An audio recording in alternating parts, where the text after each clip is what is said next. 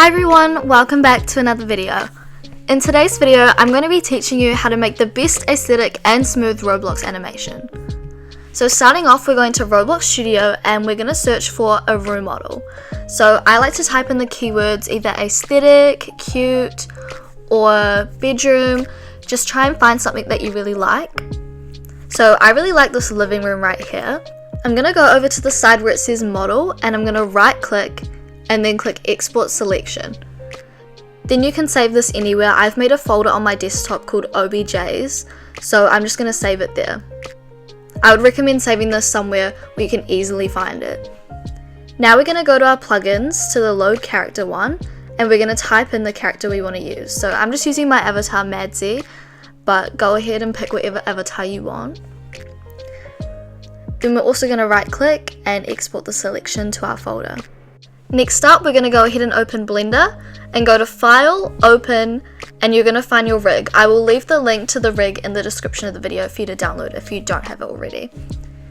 It should look something like this. So now we're going to go across on this bar to the right, find the little gradient circle and scroll down to find Open. Then we're going to go to our folder and it'll probably be called Handle 1, Handle 2, Handle 3, something like that. Go up to File, Import Wavefront, and we're going to select our character. You can then use these tools in the bottom to just turn it around and move it.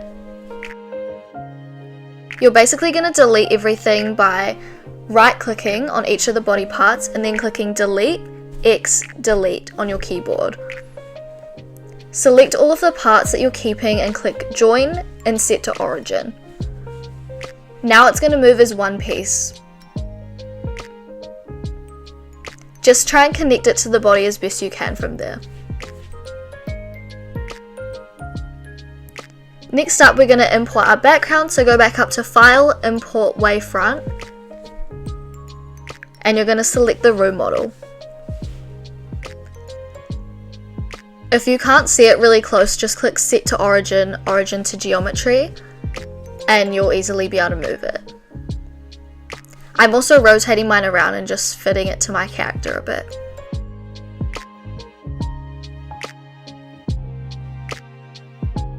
Go up to File, Save As, and I'm going to save it on my desktop, but make sure you're saving every single process as you go. If you go down to here, you can see what it looks like when it's rendered, and as you can see the lighting is a little bit off, so we're going to go Add Lamp Hemi, and you'll now see that there's a little light being imported. Just use those tools again to rotate it and set it to where you want. And click Rendered again. As you can see, the lighting is much brighter now. You can also change the color over here on the side and the strength of it. I like to set mine to about 1.8 and then I go across to this little world icon and click Ambient Occlusion. This just makes the shadows a little less harsh, but you can adjust it to how you want. Go up to File and make sure to save it. I'm going back to material mode now and we're going to add a camera. So click Add Camera, View Camera. Using Command F on your keyboard, you can now move around and just use the arrow keys or WASD to move the camera.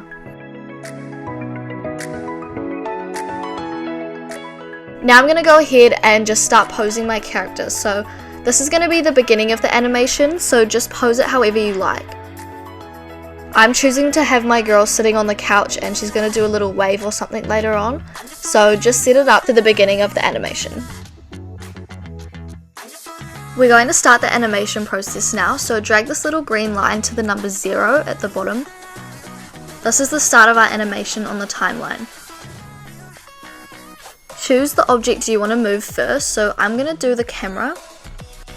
Make sure this is at 0, that's really important. Then you're going to hit I on your keyboard, then lock rot scale. This is going to lock it in place for the start of the animation. I'm going to drag the green line to about 80 on the timeline and move my camera to where I want it to be next. Then I'm going to hit I lock rot scale again.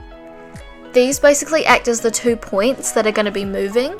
So as you can see, my camera is moving from 0 to 80 from the starting point to this middle point. Make sure to go ahead and save that in between. The next thing I'm going to do is I'm going to move the head. So I'm going to right click on it, lock scale, drag the timeline to about 60, move the head to where I want it to be, and then click I, lock scale again. As you can see here, the head is now moving along with the camera.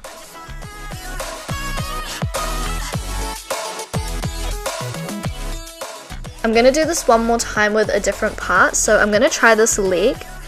Click I, lock scale to lock it in place at the beginning. Move the timeline, I'm going to move it to about 30 because I want her legs to be swinging. I'm going to move the leg down, click I on my keyboard and lock scale again. I'm also doing this with the other leg at the same time.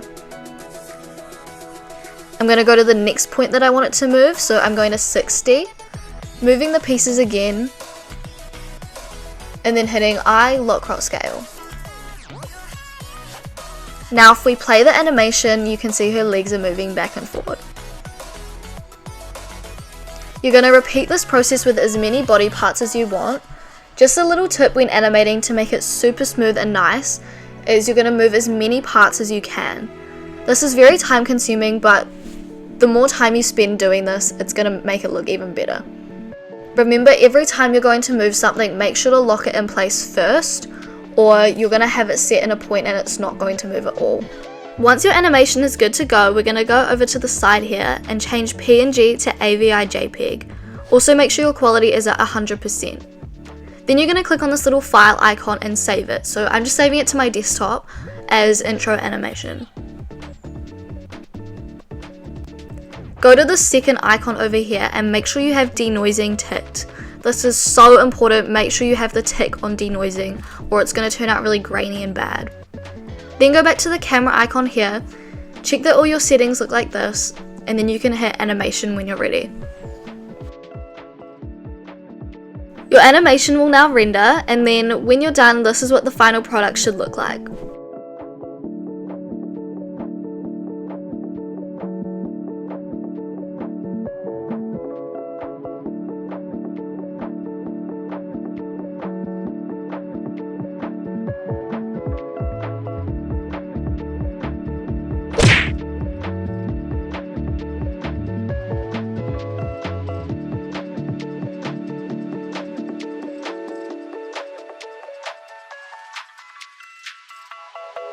Switch it